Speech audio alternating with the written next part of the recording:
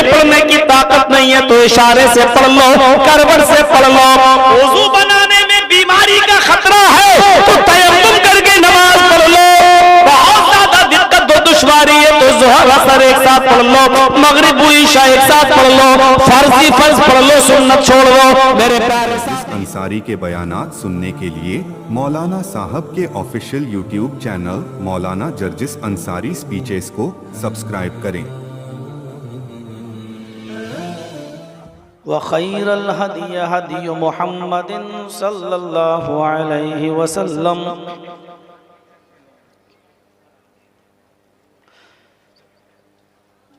व शर्रुल उमूरि मुहदसातुहा व कुल्लु मुहदसतिन बिदअह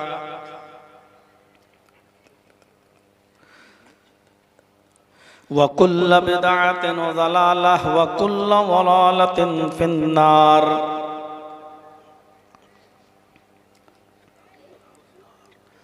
अऊज़ु बिल्लाहि मिनश शैतानिर रजीम। बिस्मिल्लाहिर रहमानिर रहीम। उतलु मा ऊहिया इलैका मिनल किताब व अक़िमिस सलाह इन्नस सलाता तन्हा अनिल फ़हशाइ वल मुनकर व लज़िक्रुल्लाहि अकबर वल्लाहु यअलमु मा तस्नऊन। रब्बिश्रह ली सदरी व यस्सिर ली अमरी वहलुल उक़दतम मिन लिसानी यफ़क़हू क़ौली।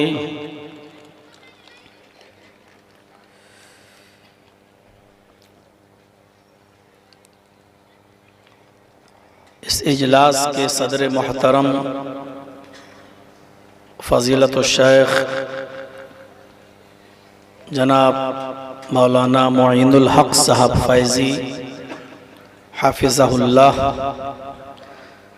नाज़िम ज़िले जमियत अहले हदीस गुड्डा झारखंड,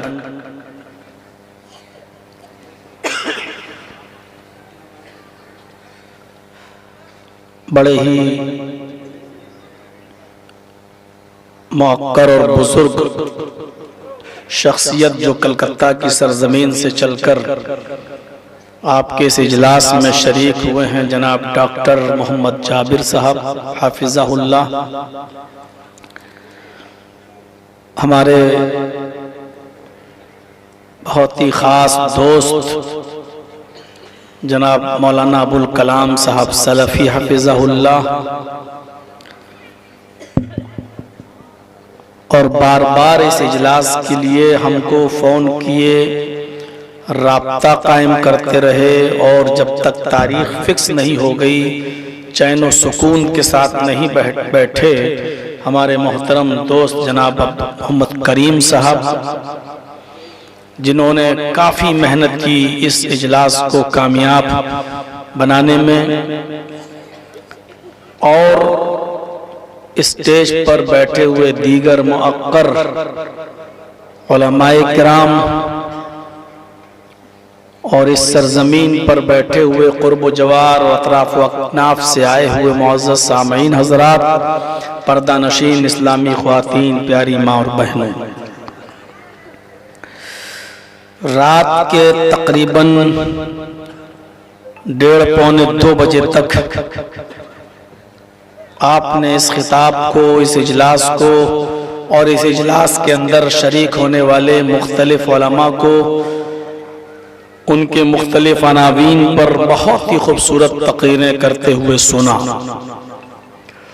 और हकीकत ये है कि ये झारखंड और बिहार वालों का बहुत बड़ा कलेजा है कि वो पूरी रात बैठकर जलसे को सुन लेते हैं और बर्दाश्त कर लेते हैं, वरना अब आम बड़े बड़े शहरों में ये जलसे 11 और 12 बजे के बाद फिर फ्लॉप होने लगते हैं और लोग चले जाते हैं।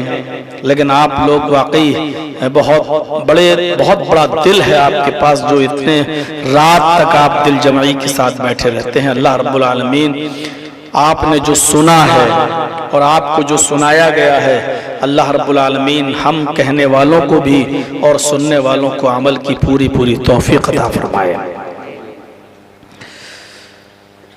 और अब मुझे भी आप बर्दाश्त कर रहे हैं, बैठे हैं यहाँ और कुछ सुनना चाहते हैं, फिर वही दुआ कि अल्लाह रब्बुल आलमीन जो कुछ भी हमारी ज़बान से निकले वो हक हो और उस पर हम सबको अमल की पूरी पूरी तौफीक हो। कुरान करीम की जो आयत करीमा मैंने आपके सामने तिलावत की है 21वें पारे से, बल्कि 21वां पारा शुरू ही वहीं से होता है। अल्लाह रब्बुल आलमीन ने इन आयात के अंदर 2-3 चीजों का हुक्म दिया है। पहले फरमाया उतलु मा उहिया इलैका मिनल किताब, आए नबी सल्लल्लाहु अलैहि वसल्लम आप तिलावत कीजिए उस किताब की जो आपकी तरफ वही की गई है, उतारी गई है, नाजिल की गई है। व अक़ीमिस सलाह, दूसरी चीज बताई गई है, और नमाज कायम कीजिए। और उस नमाज के कयाम का रीजन ये बताया गया है कि इन्ना सलात तन्हा अनिल फ़हशाई वल मुनकर, नमाज इंसान को बेशर्मी और बेहयाई के तमाम कामों से रोक देती है। और तीसरी चीज अल्लाह तबारक व तआला ने ये फरमाई है कि वला ज़िक्रुल्लाहि अकबर, अल्लाह रब्बुल आलमीन का जिक्र बहुत बड़ी चीज है। अल्लाह का जिक्र करते रहो, जिक्र इलाही बहुत बड़ी चीज है। वल्लाहु यअलमु मा तस्नऊन, तुम जो कुछ भी इस दुनिया में करते हो अल्लाह रब्बुल आलमीन तुम्हारे हर एक काम से बाखबर है, वो अच्छी तरीके से जानता है कि तुम क्या करते हो। इस आयत के अंदर तिलावत का हुक्म है, क़याम सलात का हुक्म है और जिक्र इलाही का हुक्म है। जहन में एक बात रखिएगा, अल्लाह रब्बुल आलमीन ने यहां कुरान पढ़ने के लिए नहीं कहा है, बल्कि कुरान की तिलावत के लिए कहा है। कुरान का पढ़ना एक अलग चीज है और कुरान की तिलावत एक अलग चीज है। कुरान का पढ़ना तो ये भी है कि हम कुछ लोग इकट्ठे हो जाएं और सबके हाथ में एक एक पारा पकड़ा दें। कोई नया घर बनता है, कोई नई दुकान की ओपनिंग होती है, तो उस मौके पर हम कुछ लोगों को जमा करके एक एक पारा पकड़ा दें और कहते हैं कि आप लोग पढ़ लीजिए कुरान, और आज कुरान खानी हो जाए, तिलावत हो जाए कुरान की, और एक एक पारा सब लोग पढ़ लेते हैं और उसी दिन पूरा कुरान पढ़ लिया जाता है। इसको कहा जाता है पढ़ना। किसी आदमी का इंतकाल हो गया, लोगों को जमा किया और एक एक पारा सबको पकड़ा दिया और उसी दिन पूरा कुरान पढ़ लिया गया, इसको कहा जाता है पढ़ना।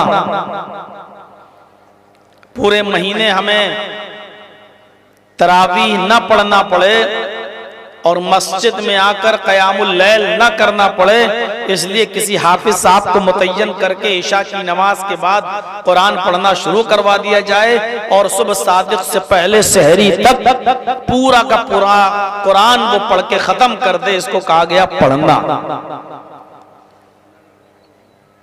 यहां अल्लाह तबारक व तआला ने कुरान के पढ़ने का हुक्म नहीं दिया कि कुरान पढ़ो, बल्कि इस आयत के अंदर अल्लाह तबारक व तआला ने कहा उतलू मा उहिया इलैका मिनल किताब, आप उस किताब की तिलावत कीजिए जो आपकी तरफ वही की गई, जो आपकी तरफ उतारी गई। तिलावत का माना क्या होता है? अहले इल्म हजरात जानते हैं, अरबी जबान में तला यतलू के माना होते हैं पीछे पीछे चलना। आप उठाकर देख लेंगे मिसबाहुल लुगात वगैरह अल-मुंजिद अरबी में तला यतलू का माना आपको मिलेगा अरबी जबान में पीछे पीछे चलना। और उसी तला यतलू से इंपरेटिव सेंटेंस आता है, फेले अम्र आता है उतलू, जिसका अगर हम लुग़वी तर्जुमा करें तो यह तर्जुमा होगा कि पीछे पीछे चलिए उस किताब के जो आपकी तरफ वही की गई, जो आपकी तरफ उतारी गई। यानी कुरान के पीछे पीछे चलना है। पहले कुरान पढ़िए, समझिए और देखिए कि इस कुरान करीम के अंदर अल्लाह तबारक व तआला ने किस चीज के करने का हुक्म दिया है और किस काम के करने से हमें और आपको रोका है। जिस काम के करने का हुक्म दिया करिए और जिन कामों से रोका है उससे रुक जाइए। इसका नाम है तिलावत, यानी कुरान के पीछे पीछे चलना है। हमें आगे नहीं बढ़ना, हमें कुरान के पीछे पीछे चलना है। अरब के अंदर ऊंटनी के एक बच्चे को तिल्व कहा जाता है।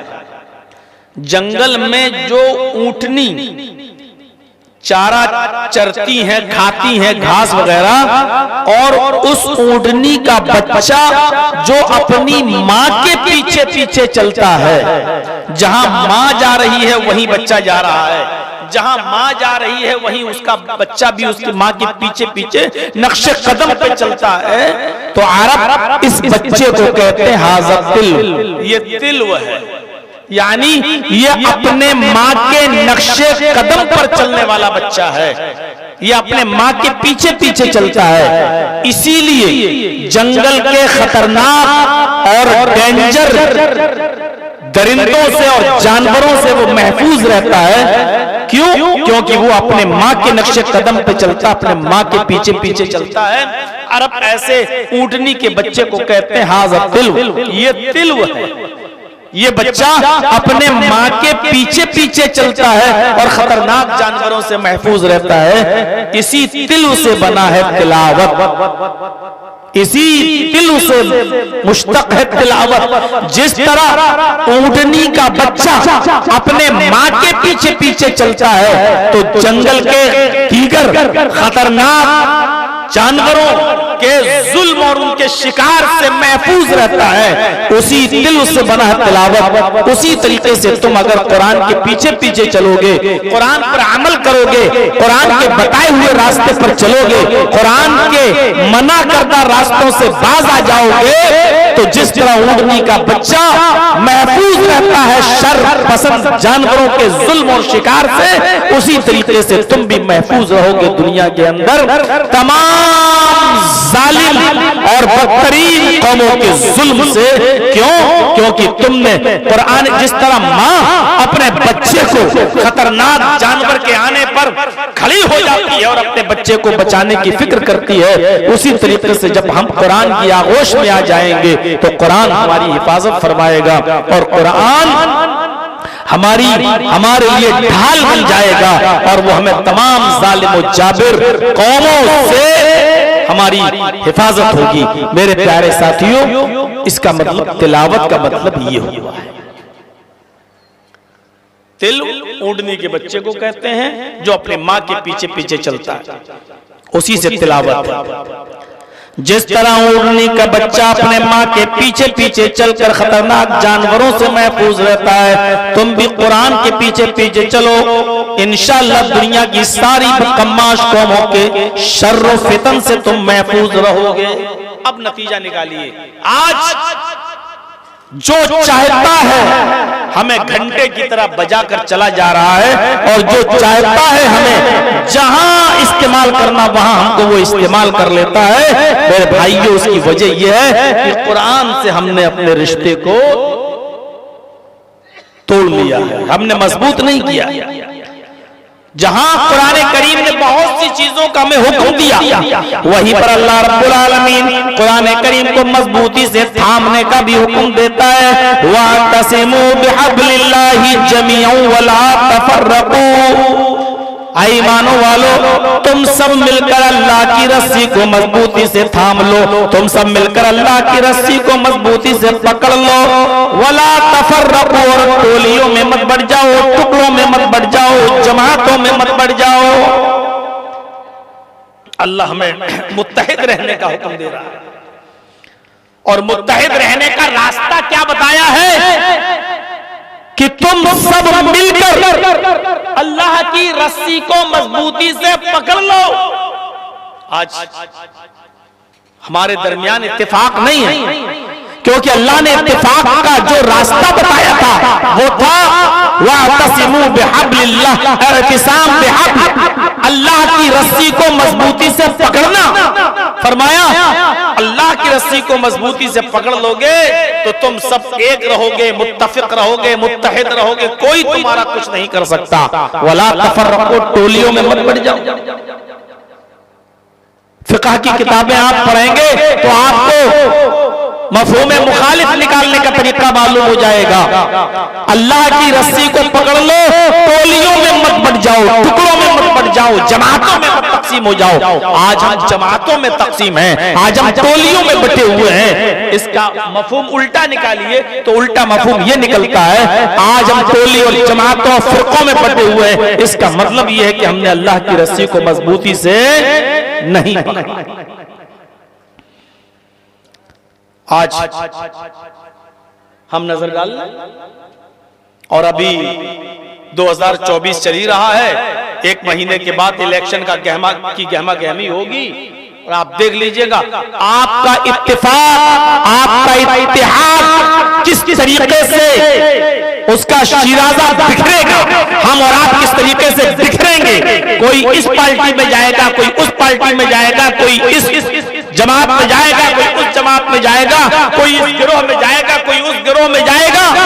उसका नतीजा आप देख लीजिएगा। हमारा और आपका जो एम है, जो निशाना है, जो मकसद है, हम और आप अपने मकसद में नाकाम होंगे। उसकी वजह यह है कि हमारे अंदर इत्तेफाक नहीं है, हमारे अंदर इत्तेहाद नहीं है, यकजहती नहीं है, हमारे अंदर इज्तिमाइयत नाम की कोई चीज नहीं है। उसका नुकसान हम उठाएंगे।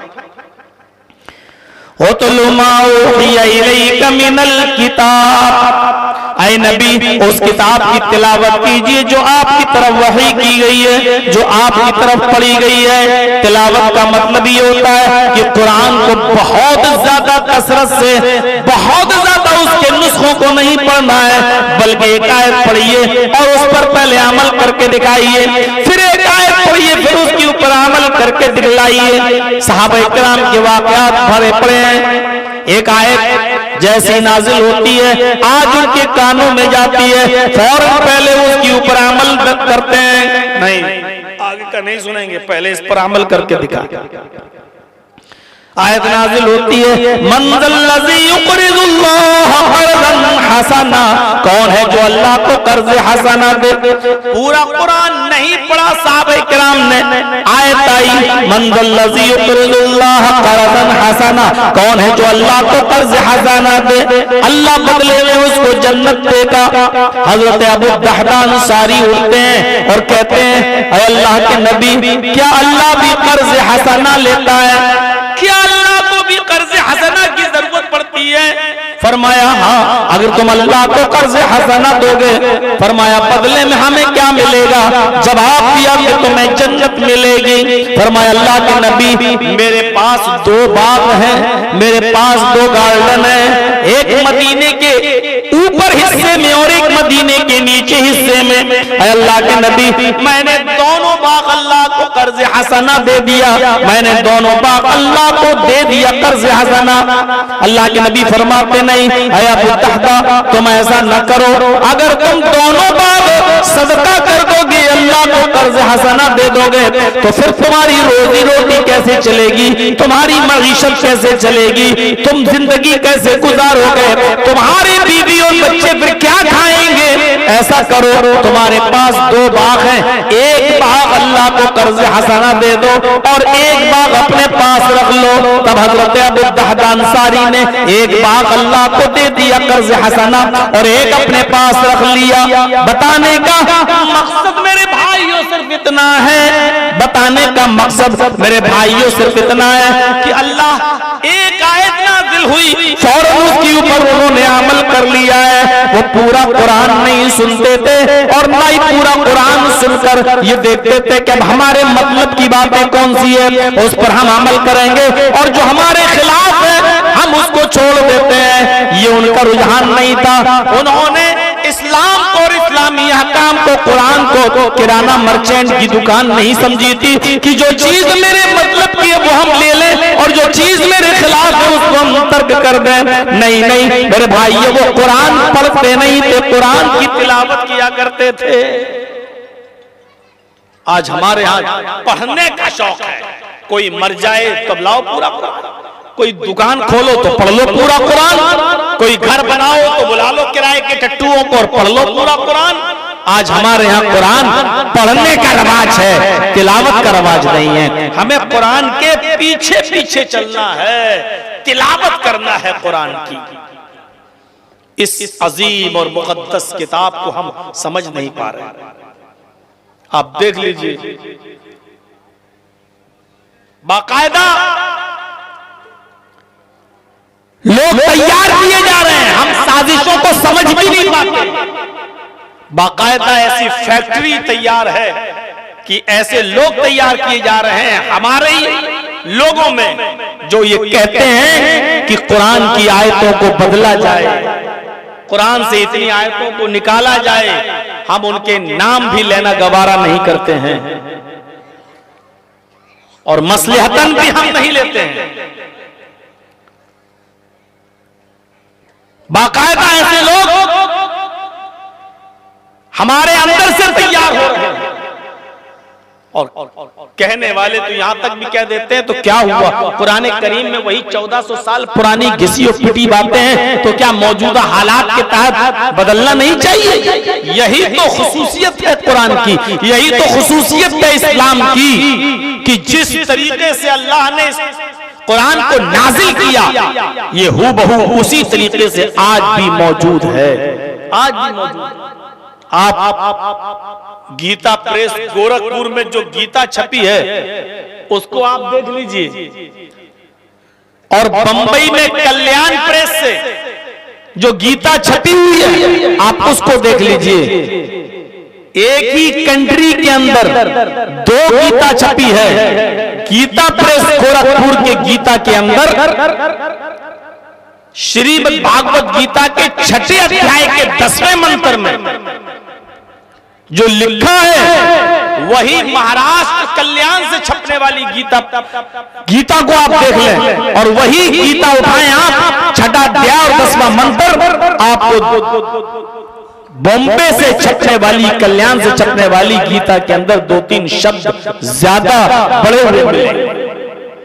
गीता प्रेस गोरखपुर से जो छपी है उसमें लिखा है, योगी सततमात्मानं रहस्य स्थिता एकाकी अच्युतात्मा निराशीर परिग्रह, इतना लिखा है। और कल्याण में चले जाइए जो छपी हुई है गीता, उसमें लिखा योगी सततमात्मानं रहस्य स्थिता एकाकी अच्युतात्मा निराशीर परिग्रह पंचम समय कर्तव्य हम स्वयं कर्तव्य, उसमें ये लिखा हुआ है।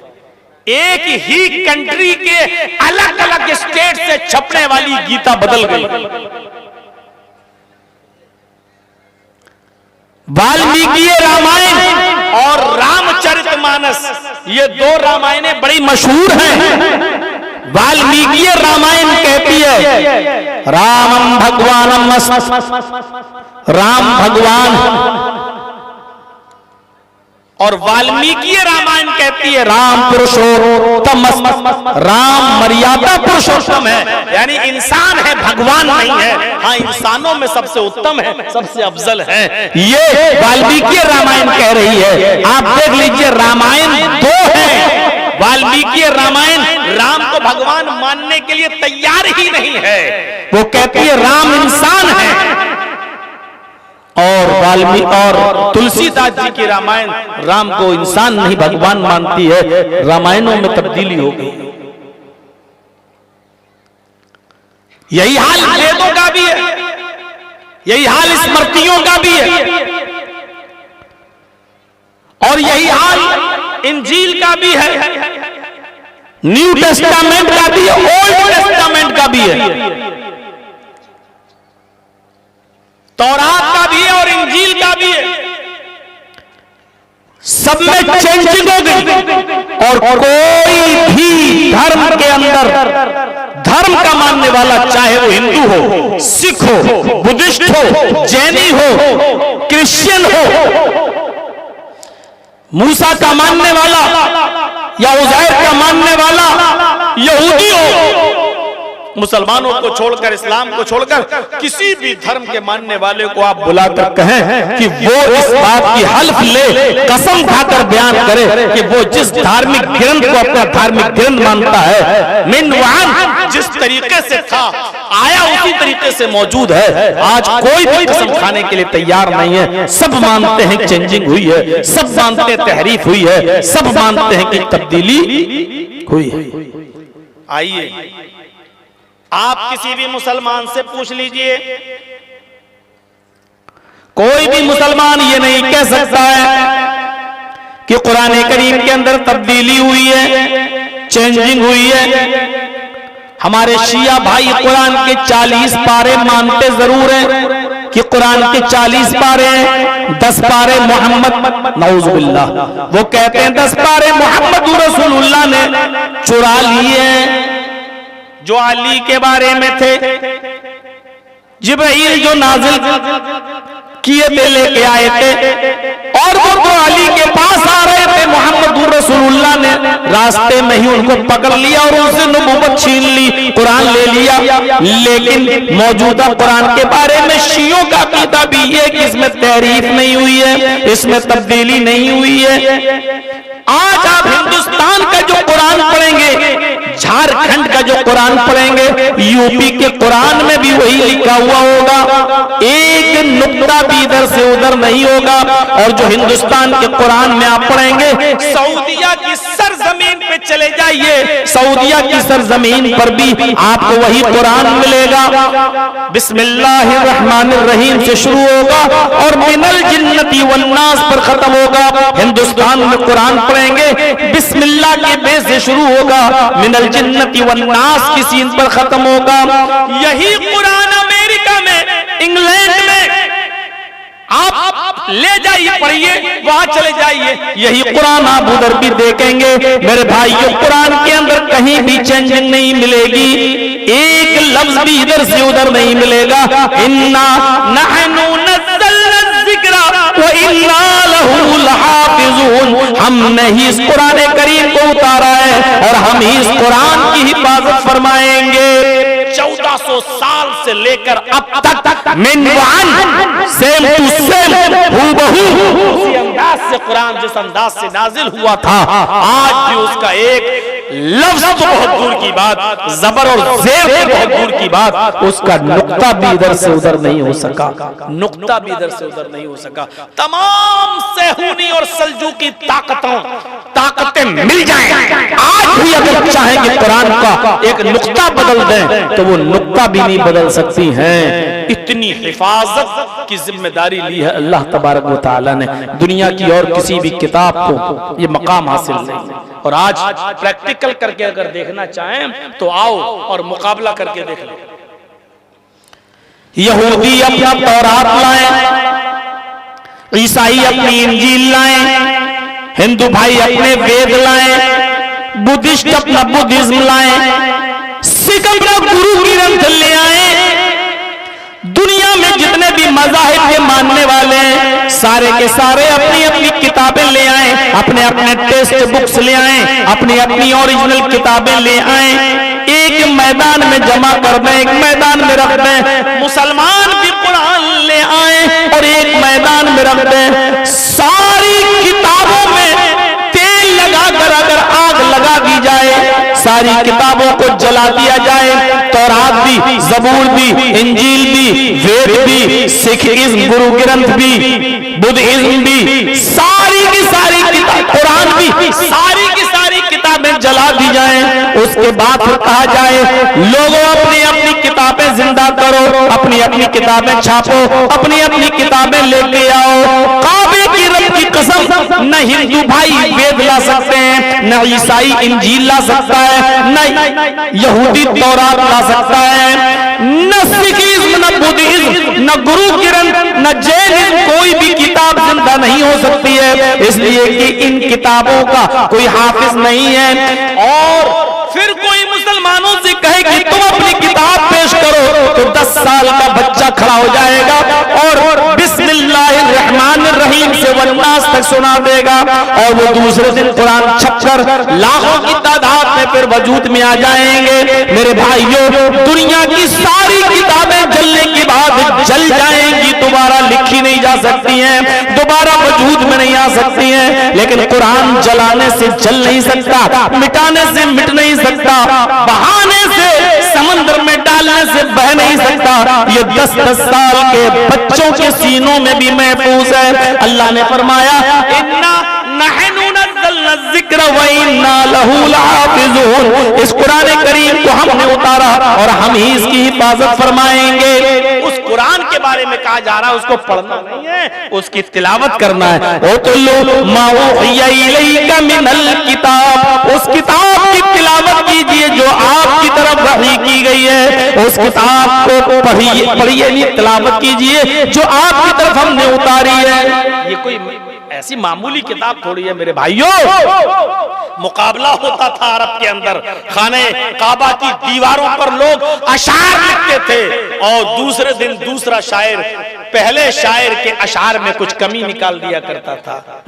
इसमें ये कमी, और जिसके अशार में कमी नहीं निकलती थी उसको अवार्ड दिया जाता था, नहीं तुम्हारा अशार शेर बहुत अच्छे हैं भाई, किसी ने कोई कमी नहीं निकाली, उसको अवार्ड मिलता था।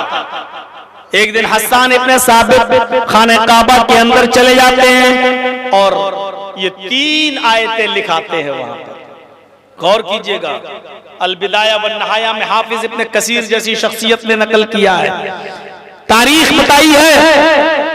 3 लाइनें लिख दी खाने काबा की दीवार पर, और जानते हो क्या लिखा उन्होंने? इन्ना आतैना कल कौसर फसल्लि लिरब्बिका वनहर इन्ना शानिअका हुवल अब्तर। और नीचे लिख दिया हस्सान इब्ने साबित, यानी ये ऊपर की जो 3 लाइनें हैं ये अशार जो हैं वो हस्सान इब्ने साबित के हैं। देखना चाहते हैं, देखें लोगों का नजरिया, इसमें क्या कमी निकालते हैं लोग। इन्ना आतैना कल कौसर फसल्लि लिरब्बिका वनहर इन्ना शानिअका हुवल अब्तर। 3 आयतें लिख कर चले आए। अब किसी को पता ही नहीं क्या है, पढ़ता जा रहा इन्ना आतैना कल कौसर। अरे ये कैसे शेर हैं? 2 लाइन का एक शेर होता है, तो अगर 2 शेर लिखते हैं हस्सान तो 1 लाइन और होनी चाहिए। ये 3 लाइन का शेर कौन सा है? इन्ना आतैना कल कौसर फसल्लि लिरब्बिका वनहर, चलो 1 शेर मान लिया। इन्ना शानिअका हुवल अब्तर, एक और लाइन कहां चली गई? 1 लाइन और होती तब तो 2 शेर होते। अच्छा चलिए लाइन नहीं है तो क्या हुआ, बात तो पूरी हो गई। इन्ना आतैना कल कौसर फसल्लि लिरब्बिका वनहर इन्ना शानिअका हुवल अब्तर। क्या कमी निकालें? कोई कमी नहीं निकल रही है। लोगों में आपस में बातें हुई, अगर कोई कमी नहीं निकाल सकते हो नशार के अंदर तो हस्सान इब्ने साबित को बुलाओ और उनको अवार्ड दे दिया जाए, उन्हीं को इनाम दिया जाए, उनसे बड़ा कोई शायर ही नहीं है। इतने अच्छे कलाम की कोई भी आदमी उनके कलाम में कोई कमी नहीं निकाल पा रहा है। सबसे बड़ा शायर जो था नामी गिरामी, उसने कहा रुक जाओ, मुझे 1 रात की मोहलत दे दीजिए, मैं इसमें कुछ ना कुछ कमी निकालूंगा। लोगों ने कहा ठीक है जाओ, तुम 1 रात की मोहलत दी जाती है। खाने काबा में रुक जाता है, बार बार उन अशार को देख रहा है, पढ़ रहा है, कमी निकालने की कोशिश करता है, लेकिन कोई कमी नहीं निकलती है। कोई कमी निकालता है तो खुद फंस रहा है। नहीं यार, इसमें मैं अगर ये कहता हूं तो मैं खुद ही फंस रहा हूं। कोई कमी सुबह तक नहीं निकाल पाया। कई दिन हो गए खाने काबा की दीवार पर लटका रहा कल कौसर फसल्लि लिरब्बिका वनहर इन्ना शानिअका हुवल अब्तर। वो शायर जो सबसे बड़ा शायर था, उसने कमी निकालने के लिए 1 रात मांगी, लेकिन वो भी रात भर लगा रहा, कोई कमी नहीं निकाल पाया। तो उसने कहा चलिए कोई कमी तो नहीं निकल रही है, इसमें मैं अपनी तरफ से 1 लाइन बढ़ा देता ताकि 2 शेर हो जाए। उसने अपनी तरफ से एक लाइन बढ़ा दी, इन्ना तैना कल कौसर फसल्लि लिरब्बिका वनहर इन्ना शानिअका हुवल अब्तर। नीचे उसने एक लाइन अपनी तरफ से बढ़ा दी। सुबह होके जब लोग आए, कहा कि भाई कुछ कमी निकली, कि हाँ निकल आई, जाओ और देख लो। हसन इब्न साबित के अशार मुकम्मल नहीं थे, एक लाइन की कमी थी, मैंने उसमें एक लाइन अपनी तरफ से जोड़ दी है। अब वो मुकम्मल दो शेर हो गए हैं, 2 अशार हो गए हैं, आप जाकर देख लीजिए। लोगों ने जब दरवाजा खोला और खाने काबा के अंदर घुसते हैं, उसकी दीवार पर लिखे हुए ये 3 आयतों के बाद चौथी लाइन पर नजर पड़ती है। उस चौथी लाइन पर इस बड़े शायर ने अपनी बेबसी और कमजोरी का इजहार किया था, उसने अपनी लाचारी और बेबसी का इजहार किया था चौथी लाइन में। ऊपर वाले तीनों लाइनें इन्ना तैना कल कौसर फसल्लि लिरब्बिका वनहर इन्ना शानिअका हुवल अब्तर, उसने चौथी लाइन लिख दी मा हाज़ा कलामुल बशर। ये ऊपर वाली तीनों लाइनें किसी इंसान का कलाम हो ही नहीं सकती हैं। किसी इंसान ने ये ऊपर वाली लाइन लिख ही नहीं सकता है। हसन इब्न साबित झूठ बोल रहे हैं, ये हसन इब्न साबित के अशार नहीं है, क्योंकि ये तीनों लाइनें किसी इंसान का कलाम हो ही नहीं सकती है। अरब के शायर और काफिर शायर कुरान की अज़मत, कुरान की बुलंदी, कुरान के मायार को समझते थे। आज का मुसलमान कुरान के मायार को बस इतना ही समझा है, घर बन जाए तो बना लो, पूरा लोगों को बुला के पढ़वा लो, कोई मर जाए तो पढ़वा लो। हमने कुरान का बस मायार इतना ही समझा है, बस दुकान कोई नई ली जाए या बनाई जाए तो उसमें कुरान पढ़वा लो, या फिर मस्जिद में चल के कसम खाने के लिए कुरान उठवा लो। चल तू झूठा कि मैं झूठा, तू सच्चा कि मैं सच्चा, चल मस्जिद में चल, तू कुरान उठा के कसम खा ले या मैं कुरान उठा के कसम खा लूं। मेरे भाइयों, आज कुरान सिर्फ इस माना में रह गया। अरब के काफिर तक कुरान की अजमत को पहचानते थे। वो ऊपर की तीनों लाइनें पढ़ने के बाद नीचे लिख देते थे मा हाज़ा कलामुल बशर। ऊपर की तीनों लाइनें किसी इंसान का कलाम नहीं है। वेद बदल गए, तौरात बदल गई, जबूर बदल गई, एतराफ खुद करते हैं। डॉक्टर वेद प्रकाश उपाध्याय ने बाकायदा एतराफ किया है कि हम इन वेदों की गारंटी नहीं दे सकते हैं कि इन वेदों में ये चेंजिंग कब से हुई है, लेकिन वेदों में इतनी चेंजिंग हो चुकी है, इतनी चेंजिंग हो चुकी है कि हम ओरिजिनल वेदों के मंत्र पर भी भरोसा नहीं कर सकते हैं कि ये ईशवानी है, ये अल्लाह का कलाम है, अल्लाह की तरफ से नाज़िल किया हुआ कलाम है। हम उसकी गारंटी नहीं दे सकते हैं। डॉक्टर वेद प्रकाश उपाध्याय बाकायदा इस बात को लिख रहे हैं, कह रहे हैं कि जो ओरिजिनल मंत्र हैं हम उनकी भी गारंटी नहीं दे सकते हैं। इतना असली में डाल्टा मिल चुका है, लेकिन हम गारंटी दे सकते हैं कि कुरान करीम जैसे नाजिल हुआ था हूबहू उसी शक्ल में आज तक मौजूद है और इंशाअल्लाह क़यामत की सुबह तक अपनी असली शक्ल में मौजूद रहेगा। ये रिजवी जैसे लोग अभी और पैदा होंगे, आएंगे, बहकाएंगे, इस तरीके के उल्टे सीधे जुमले बोलेंगे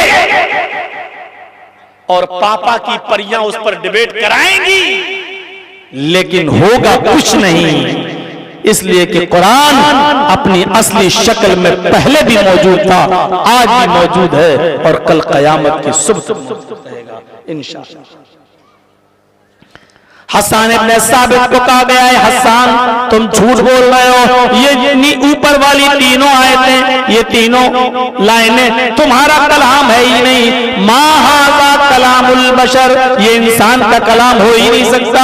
तब हसन इब्न साबित मुस्कुराते हुए निकलते हैं और कहते हैं तुमने बिल्कुल सच फरमाया है, वाकई ये इंसान का कलाम नहीं है, तंज़ील मिन रब्बिल आलमीन, ये अल्लाह तबारक व तआला की तरफ से नाजिल किया हुआ कलाम है, ये अल्लाह तबारक व तआला की तरफ से उतारा हुआ कलाम है, ये अल्लाह की तरफ से नाजिल करदा किताब है, ये उसी का कलाम है, ये हमारा कलाम है ही।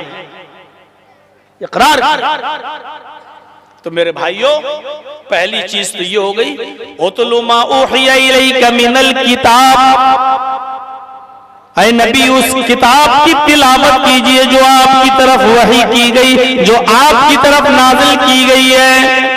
तिलावत का मतलब मैंने बता दिया, पीछे पीछे चलना है, उस पर अमल करना है। पढ़ने का मतलब नहीं बैठ जाओ अलिफ लाम मीम ज़ालिकल किताबु ला रैब फीह हुदल लिल मुत्तकीन। ये तरावी अभी रमजान का महीना आ रहा है, बस अल्लाहु अकबर गैरिल मग़ज़ूबि अलैहिम वला ज़ालिन तक तो गाड़ी सही चलेगी, उसके बाद फिर देखिएगा अलिफ लाम मीम ज़ालिकल किताबु ला रैब फीह हुदल लिल मुत्तकीन अल्लज़ीना, आखिरी जुमला यालमून तालमून, यही आपको सुनाई देगा। और जिन मस्जिदों में एक ही दिन में पूरा कुरान पढ़ना है, वहां तो राजधानी एक्सप्रेस भी फेल हो जाएगी, कुछ पता नहीं चलेगा, कुछ नहीं, और धड़ाधड़ चलता रहेगा। तो यालमून तालमून भी सही से पता नहीं चलेगा कि हाफिज साहब क्या पढ़ रहे हैं, क्योंकि उनको आज रात में पूरा कुरान पढ़ना है। ऐसे नहीं होता मेरे भाई।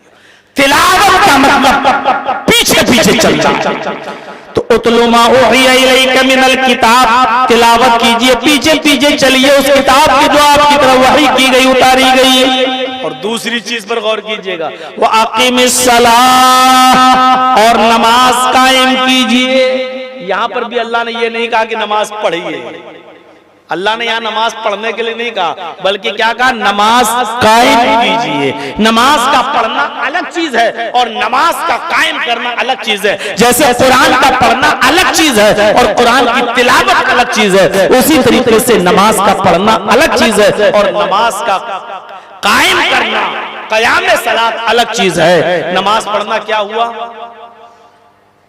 सुबह से शाम तक हम खेत जोतते रहे और शाम को घर आए तो अब वुजू बनाया, खाना ना खा के अब सुबह की फजर भी पढ़ रहे हैं, जोहर भी पढ़ रहे हैं, असर भी पढ़ रहे हैं, मगरिब भी पढ़ रहे हैं और इशा भी पढ़ रहे हैं। क्या हुआ, अरे साहब खेत में टाइम नहीं मिला, इसलिए घर आके हम नमाज, यही करते हैं साहब। एक आदमी ऑफिस में काम कर रहा है, सरकारी डिपार्टमेंट में, वहां ऑर्डर नहीं है उसको नमाज पढ़ने का। साहब नहीं, आपको काम करना है, आपको नमाज नहीं पढ़ना है, ऑफिस में आपको परमिशन नहीं है। मेरे भाइयों, वो बेचारा घर पे आता है तो घर पे शाम को आने के बाद वुजू बनाता है, अब वो ऑफिस में छूटी हुई जोहर भी पढ़ता है, असर भी पढ़ता है, मगरिब भी पढ़ता है और इशा भी पढ़ता है। याद रखिएगा, हर वो बिजनेस, हर वो सर्विस, चाहे वो गवर्नमेंट जॉब हो, चाहे वो बैंक की नौकरी हो, अगर वहां आपके ऊपर नमाज पढ़ने पर पाबंदी है और आपको नमाज नहीं पढ़ने दिया जाता है और आप उस नौकरी या उस सर्विस या उस बिजनेस को बचाने के लिए आप नमाज छोड़ देते हैं, ऐसी सर्विस हराम, ऐसा बिजनेस हराम, ऐसी नौकरी हराम। आप ऑफिस छोड़ दें लेकिन नमाज ना छोड़ें। सर्विस को ठुकराया जा सकता है लेकिन नमाज को नहीं। याद रखिएगा, ऐसी नौकरी जहां आपके ऊपर नमाज पर पाबंदी हो, ऐसी सर्विस आपके लिए हराम है जहां आपको नमाज की इजाजत न मिलती हो, क्योंकि आपको कोई जबरदस्ती सर्विस पर नहीं रखे हुए है, बंदूक की गोली और सर पे रखकर नहीं कहता कि आपको नौकरी करना ही है, आपको ऐसी नौकरी छोड़ना पड़ेगी। मजीद शेख उसैमीन और अब्दुल्ला इब्न अब्बास के फतावे आप उठाकर देख लीजिए, ऐसी सर्विस, ऐसी नौकरी को हराम करार दिया है जहां आपको नमाज पढ़ने की आजादी नहीं दी जाती और वक्त पर नमाज पढ़ने नहीं दिया जाता है। ऐसी सर्विस को और ऐसी नौकरी को और ऐसे बिजनेस को हराम सोच लीजिए। ये कौन सा नमाज पढ़ना हुआ? शाम को आए, 5 बजे छुट्टी हुई, घर आते आते मगरिब भी निकल गई, अब आए भूखे थे, खाना खाया, इशा की अजान होने लगी, अब आप मस्जिद में गए और आपने इशा की नमाज तो जमात के साथ पढ़ ली, लेकिन अब आप जोहर भी पढ़ रहे हैं, असर भी पढ़ रहे हैं, मगरिब भी। लोगों ने पूछा क्यों भाई, क्या? अरे कभी कभी छूट गई अलग बात है, लेकिन आप रोज का मामूल आप बना रहे हैं। साहब ऑफिस में हमें हमारा बॉस नमाज नहीं पढ़ने देता है, इसलिए हम छूटी हुई नमाजें बाद में पढ़ते हैं, रोजाना का मामूल नहीं बनाया जा सकता है। ये है नमाज का पढ़ना जिसके लिए कतई हुई है। वो आक़िमिस सलाह, नमाज कायम कीजिए। और नमाज का कायम करना क्या है? इन्नस सलात कानत अलल मुमिनीन किताबन मौक़ूता, नमाज मुसलमानों पर फर्ज है उसके वक्त के साथ, यानी नमाज अपने वक्त पर मुसलमानों पर फर्ज है। जोहर के वक्त में जोहर की नमाज, असर के वक्त में असर की नमाज, मगरिब के वक्त में मगरिब की नमाज, इशा के टाइम इशा की नमाज और फजर के वक्त फजर की नमाज। अलग मसला है सफर में आप मुसाफिर हैं, जोहर को असर के साथ आप पढ़ सकते हैं, मगरिब और इशा एक साथ पढ़ सकते हैं। बारिश के दिन है, आपने देखा बारिश मूसलाधार बारिश है, तो आप जोहर में असर पढ़ लें, मगरिब में इशा पढ़ लें, दो नमाजों को एक किया जा सकता है। लेकिन मजबूरी में हर वक्त की इजाजत नहीं है मेरे भाइयों। नमाज को कायम करना है, नमाज पढ़ना नहीं है एक ही वक्त में। जैसे हमारे शिया भाई 5 वक्त की नमाज एक ही टाइम में पढ़ लेते हैं, सुबह उठे पढ़ लिया 5 टाइम की नमाज। सुन्नत तो उनके यहाँ है ही नहीं, फर्ज नमाज है और सब में वो 2 रकात पढ़ते हैं। अब वो उठे और 5 वक्त की नमाज उन्होंने पढ़ ली, और वो हाथ की जमीन पर पढ़ते भी नहीं है, उनको तो एक गिट्टी चाहिए, छोटी सी इतनी बड़ी टिक्की नुमा होती है और वो करबला की मिट्टी से बनी हुई होती है, उसको वो जमीन पर रखते हैं और उसके ऊपर सजदा करते हैं। वो आपकी जमीन पर सजदा भी करने को जायज नहीं मानते हैं, बल्कि उसी को सिदका बोलते हैं, और वही करबला की मिट्टी का बना हुआ होता है, उसको जमीन पर रखकर उस पर सजदा करते हैं। तो वो एक ही साथ 5 वक्त की नमाज पढ़ लेते हैं। तो पढ़ना नहीं है नमाज को, नमाज को कायम करना है, उसके वक्त पर पढ़ना है। जोहर के वक्त जोहर, फजर के वक्त फजर, असर के वक्त असर, मगरिब के वक्त मगरिब, इशा के वक्त इशा, और अव्वल वक्त पे पढ़ना अफजल है। अल्लाह के नबी सल्लल्लाहु अलैहि वसल्लम से सवाल किया गया, अल्लाह के नबी सबसे अफजल और अच्छा अमल क्या है? तो आपने फरमाया सलातुल वक्तिहा, नमाज को उसके वक्त पर पढ़ना सबसे अच्छा और सबसे अफजल अमल। आपको मुस्नद अहमद के सफ़हात पर लेकर आपको एक नजारा दिखाना चाहता हूँ हजरत अनस रज़ी अल्लाह तआला अन्हु का। बहुत लंबी उम्र पाई थी हजरत अनस रज़ी अल्लाह तआला अन्हु ने। इन्होंने नबी अकरम का जमाना देखा, अबू बकर सिद्दीक का जमाना देखा, हजरत उमर का जमाना देखा, हजरत उस्मान का जमाना देखा, हजरत अली का जमाना देखा। और किस्मत तो ये देखिए कि जब उमर इब्न अब्दुल अजीज खलीफा मुंतखब किए गए, हजरत उमर इब्न अब्दुल अजीज जब खलीफा बनाए गए, तो इन्होंने हजरत उमर इब्न अब्दुल अजीज का भी जमाना देखा। अब आपको जो चीज दिखाना चाहता हूं वो देखिए। उमर इब्न अब्दुल अजीज नमाज कभी जल्दी पढ़ लिया करते थे और कभी देर से। हजरत अनस रज़ी अल्लाह तआला अन्हु का हाल ये था कि वो कभी कभी उनके पीछे नमाज पढ़ा करते थे, और जब उमर इब्न अब्दुल अजीज को मस्जिद में आने में देर हो जाती थी तो ये मस्जिद में अपनी नमाज पढ़ के निकल जाया करते थे। अपनी नमाज मस्जिद में पढ़कर निकल जाया करते थे। लोगों ने शिकायत कर दी खलीफा से, उमर इब्न अब्दुल अजीज से, और उमर इब्न अब्दुल अजीज से कहा कि आपको कुछ पता है क्या? अनस को देखो, अनस कभी तो आपके पीछे नमाज पढ़ लेते हैं और कभी आपसे पहले मस्जिद में अकेले नमाज पढ़कर निकल जाते हैं और आपके पीछे नमाज नहीं पढ़ते हैं। फितना हो जाएगा, फसाद हो जाएगा, आप रोकिए। हजरत अनस को बुलाया गया, खलीफा ने उमर इब्न अब्दुल अजीज ने उनको अपने दरबार में बुलाया और उनसे पूछा, अय अनस, मैंने तुम्हारे बारे में ऐसा ऐसा सुना है, कभी तुम मेरे पीछे नमाज पढ़ लेते हो और कभी तुम मुझसे पहले भी नमाज पढ़ के निकल जाते हो।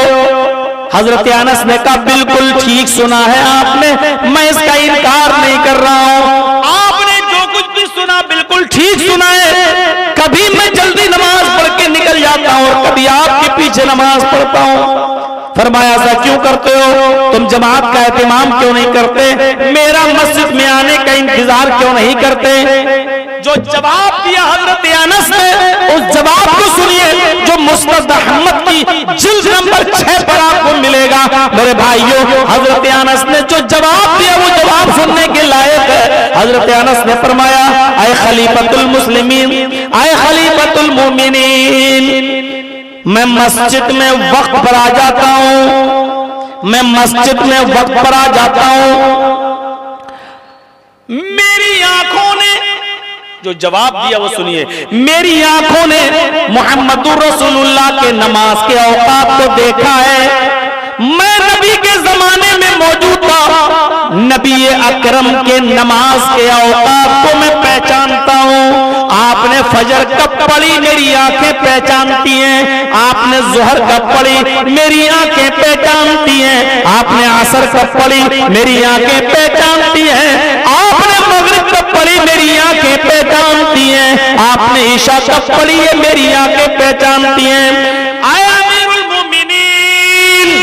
ज़ुहर असर मगरिब इशा फजर का वक्त मेरी आंखें पहचानती हैं। जब आप उस वक्त नमाज पढ़ाते हैं जब मोहम्मदुर रसूलुल्लाह ने नमाज पढ़ी होती है, आप फजर जब नबी के वक्त पे पढ़ाते हैं तो मैं आपके पीछे पढ़ लेता हूँ। ज़ुहर जब नबी के वक्त पे पढ़ते हैं तो मैं आपके पीछे पढ़ लेता हूँ। असर जब नबी के वक्त पर पढ़ाते हैं तो मैं आपके पीछे पढ़ लेता हूँ। मगरिब व इशा जब नबी के टाइम पर आप पढ़ाते हैं तो मैं पढ़ लेता हूँ। लेकिन जब आप लेट हो जाते हैं और मस्जिद में आने में ताखीर करते हैं और नबी का ज़ुहर और असर का वक्त निकलना हुआ नजर आता है, लेट होता हुआ मैं देखता हूँ, तो मैं उस वक्त नमाज पढ़ लेता हूँ। मैं अकेले ही पढ़ लेता हूँ, मैं लोगों को फितने में नहीं डालता, मैं लोगों को भड़काता नहीं हूँ। मेरा दिल गवारा नहीं करता कि मैं टाइम से लेट हो जाऊं। मेरी आंखें नबी के नमाज के औकात को पहचानती हैं।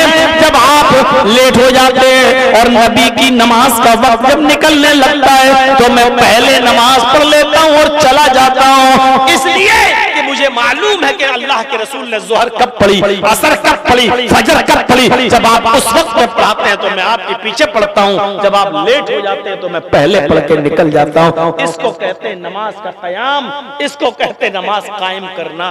ये कोई मनमानी नमाज नहीं है। इंडिया पाकिस्तान का मैच हो रहा है, चलो 2-4 ओवर रह गए, देख लो जमात खत्म हो, बाद में पढ़ लेंगे, बाद में पढ़ लेंगे। आप पढ़ तो लोगे लेकिन नमाज पढ़ तो ली, लेकिन नमाज कायम नहीं किया आपने। नमाज को कायम करने का हुक्म दिया है यहाँ अल्लाह तबारक व तआला ने। इस आयत में देखिए, कुरान पढ़ने का हुक्म नहीं दिया, कुरान की तिलावत का हुक्म दिया है, और नमाज पढ़ने का हुक्म नहीं दिया बल्कि नमाज कायम करने का हुक्म दिया है। उतलु मा उहिया इलैका मिनल किताब व अक़िमिस सलाह। नमाज कायम करो, नमाज कायम करो। हजरत आयशा फरमाती हैं कि मैं अल्लाह के नबी सल्लल्लाहु अलैहि वसल्लम का सर मेरी गोद में हुआ करता था। देखिए, नबी अकरम का सर मेरी गोद में हुआ करता था, मुझसे दिल भरी बातें करते थे, मुझसे दिल लगी कर रहे होते, मेरे साथ हंस रहे होते, खेल रहे होते, मुझसे प्यार भरी बातें कर रहे होते। इतने में बिलाल की आजान की आवाज आती, अल्लाहु अकबर, अल्लाहु अकबर। अल्लाह के नबी उड़ते, मुझे धक्का देते। हजरत आयशा बयान करती, अल्लाह के नबी उड़ते, मुझे धक्का देते, मुझे एक साइड कर देते, उड़ते और सीधे कुएं के पास जाते, पानी खींचते, वुजू बनाते, और वुजू बनाने के बाद सीधे मस्जिद की तरफ रुख कर देते। फिर मेरी तरफ नजर उठाकर नहीं देखते। मैं देखना चाहती तो देखती कि नबी मेरी तरफ नजरें उठाकर भी नहीं देखते, और कभी नजरें मिल भी जाती तो ऐसा लगता जैसे मुझे पहचानते ही नहीं है, मुझे कई महीनों से जानते ही नहीं है, मेरा मोहम्मदुर रसूलुल्लाह के साथ कोई ताल्लुक ही नहीं है, ऐसे हो जाते। यानी नमाज कायम करने का टाइम आया तो बीवी को भूल गए, बिल्कुल ऐसा लगता जैसे मुझे जानते ही नहीं। अभी बैठे थे, अभी मेरे पैर मेरी रान पर सर था नबी का, अभी मुझसे हंस रहे होते, खेल रहे होते, प्यार भरी बातें कर रहे होते, दिल लगी कर रहे होते कि अचानक आजान की आवाज आती, सब भूल जाते, फौरन उठते, वुजू बनाते और मस्जिद की तरफ चल देते। मेरे भाइयों, देखा आप चाहते तो थोड़ा और रुक सकते थे, सोच लेते नमाज तो बाद में भी हो जाएगी। अरे जब आप निकल निकल जाए मैं बाद में भी तो पढ़ लूंगा। मेरे भाइयों ऐसा नहीं, बीवी का बीवी को देते, बच्चों का बच्चों को देते, लेकिन जैसी अल्लाह के हक के अदा करने की बारी आती तो फिर बीवी को भूल जाते, बच्चों को भूल जाते, फिर अल्लाह का हक अदा करने के लिए मस्जिद की तरफ चल देते। मेरे भाइयों, ये नमाज वो इबादत है कि जिसके बारे में अल्लाह के नबी फरमाया करते थे, अस्सलातु कुर्रतु ऐनी, नमाज मेरी आंखों की ठंडक है। ये नमाज वो इबादत है कि इसके बगैर मुसलमान होने का तसव्वुर ही नहीं किया जा सकता। फरमाया मेरे और काफिरों के दरमियान फर्क करने वाली कोई चीज है तो वो है नमाज का छोड़ देना। नमाज पढ़ना, पढ़ने वाला मोमिन और नमाज का छोड़ना, करके सलात हमारे और काफिरों के दरमियान फर्क करने वाली चीज है। मेरे भाइयों, सहाबाए किराम फरमाते हैं कि अल्लाह के नबी के जमाने में हम सिवाय नमाज के तर्क करने को के और किसी भी अमल के छूटने पर किसी को काफिर तसव्वुर नहीं करते थे। हम किसी को काफिर नहीं जानते थे। हाँ, सिर्फ नमाज के छोड़ने को, यानी नमाज छोड़ दे तो हम उसको काफिर समझते थे, लेकिन नमाज के अलावा कोई अमल ऐसा नहीं कि जिसके छोड़ने पर हम किसी को काफिर समझने लगे। अंदाजा लगा सकते हैं आप कि नमाज का मामला कितना बुलंद है, कितना अजीम है, जो किसी भी सूरत में माफ नहीं है। मेरे प्यारे साथियों, आसानी तो हो सकती है, सहूलत तो हो सकती है, लेकिन माफी नहीं है। हाँ, खड़े होकर नहीं पढ़ सकते हो तो बैठ के पढ़ लो, बैठ के पढ़ने की ताकत नहीं है तो लेट के पढ़ लो, लेट के पढ़ने की ताकत नहीं है तो इशारे से पढ़ लो, करवट से पढ़ लो। वुजू बनाने में बीमारी का खतरा है तो तयम्मुम करके नमाज पढ़ लो। बहुत ज्यादा दिक्कत और दुश्वारी है तो ज़ोहर असर एक साथ पढ़ लो, मगरिब ईशा एक साथ पढ़ लो, फर्ज पढ़ लो, सुन्नत छोड़ लो। मेरे प्यारे साथियों, लेकिन नमाज माफ किसी भी कंडीशन में नहीं है। सहूलत तो दी जा सकती है, लेकिन नमाज से रुखसती नहीं है कि तुम छोड़ दो। नमाज एक ऐसा अमल है कि जिसको अल्लाह रब्बुल आलमीन ने दुनिया में जितने भी नबियों को भेजा, जितने भी रसूलों को भेजा, जितने भी पैगंबरों को भेजा, इस दुनिया में जितने भी नबी, जितने भी पैगंबर इस दुनिया में आए, अल्लाह ने नमाज हर नबी के ऊपर फर्ज की है, किसी को भी नमाज से मुस्तस्ना नहीं किया है। यहूदियों को देख लो, आज वो भी नमाज पढ़ते हैं। ईसाइयों के चर्च में चले जाओ तो वो भी नमाज पढ़ते हैं। मेरे भाइयों, हमारे हिंदू भाइयों की अगर पूजा की शक्ल और हैयत देखी जाए तो नमाज से बहुत ज्यादा मिलती जुलती है। वो दोनों हाथ यूं बांध कर सीने पे रख लेते हैं, हम लोग भी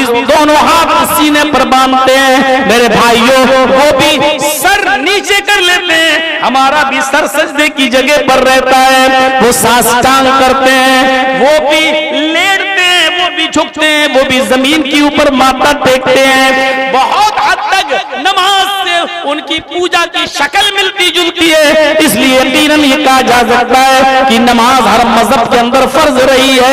हर नबी ने नमाज की दावत दी है। कुरान हजरत ज़करिया अलैहिस्सलातु वस्सलाम के बारे में कहता है कि फनादतहुल मलाइकतु व हुवा काइमुन युसल्ली फिल मेहराब।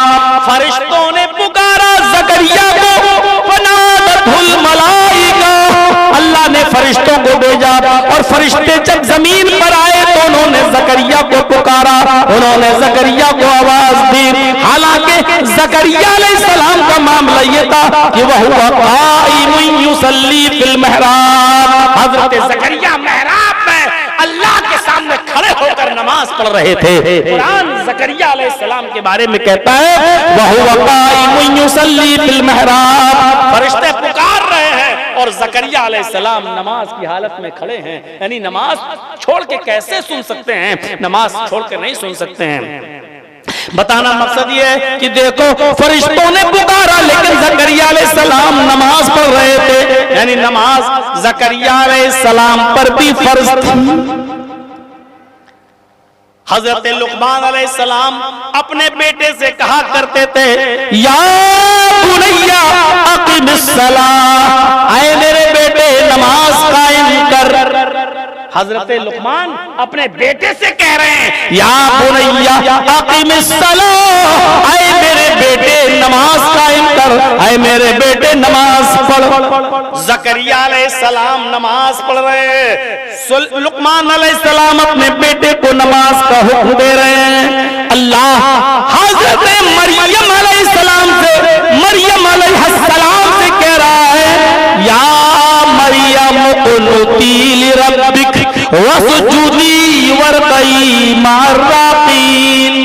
वो मरियम जिनको बगैर शौहर के अल्लाह ने बेटा दिया, वो मरियम जिनको बगैर शौहर के अल्लाह ने ईसा से नवाजा, वो मरियम जिनके बारे में अल्लाह कहता है, आए मरियम झुक जा, आए मरियम आजिज हो जा, आए मरियम तू संजीदा बन जा, या मरियम कुनुती लिरब्बिक, आए मरियम अपने रब के लिए आजिज हो जा, अपने रब के लिए संजीदा हो जा, वसजुदी और सजदा कर, वरकई मर्राकीन और रुकू करने वालों के साथ रुकू कर। पढ़िए कुरान किस तरीके से अल्लाह तबारक व तआला हजरत मरियम को भी नमाज पढ़ने का हुक्म दे रहा है, यानी नमाज मरियम अलैहिस्सलाम भी पढ़ती थी। अल्लाह ने कहा, या मरियम कुनुती लिरब्बिक, आए मरियम अपने रब के सामने आजिज हो जा, संजीदा हो जा, वसजुदी सजदा कर अपने रब को, वरकई मर्राकीन और रुकू करने वालों के साथ रुकू कर। यानी अल्लाह रब्बुल आलमीन मरियम को भी सजदा और रुकू करने का हुक्म दे रहा है, नमाज पढ़ने का हुक्म दे रहा है। लुकमान अलैहिस्सलाम का बता ही दिया है। इब्राहिम अलैहिस्सलाम के बारे में कुरान कहता है कि देखिए उन्होंने अपने रब से क्या कहा, रब्बना इन्नी अस्कनतु मिन ज़ुर्रियती बिवादिन गैरि ज़ी ज़रा इंद बैतिकल मुहर्रम, रब्बना इन्नी अस्कनतु मिन ज़ुर्रियती बिवादिन गैरि ज़ी ज़रा इंद बैतिकल मुहर्रम रब्बना लियुक़ीमुस्सलाह। हजरत इब्राहिम अलैहिस्सलाम अल्लाह से कह रहे हैं कि इलाहुल आलमीन, ओ मेरे परवरदिगार, मैंने अपने आलो औलाद को, मैंने अपनी ज़ुर्रियत को, मैंने अपने बीवी बच्चों को एक बेआबू गया वादी में छोड़ा है, एक सुनसान जगह पर छोड़ दिया है।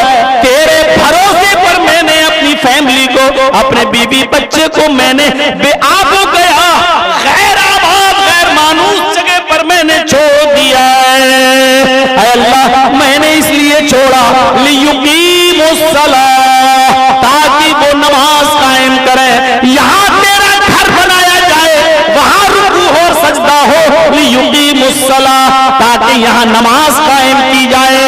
हजरत इब्राहिम अलैहिस्सलाम अल्लाह से कह रहे हैं कि मैंने अपने बीवी को, अपने बच्चों को गैर आबाद जगह पर, गैर ज़ी ज़रा वादी में, बेआबो गया वादी में मैंने छोड़ा है, और इसलिए छोड़ा है रब्बना, हमारे रब, लियुक़ीमुस्सलाह, ताकि वो नमाज कायम करें।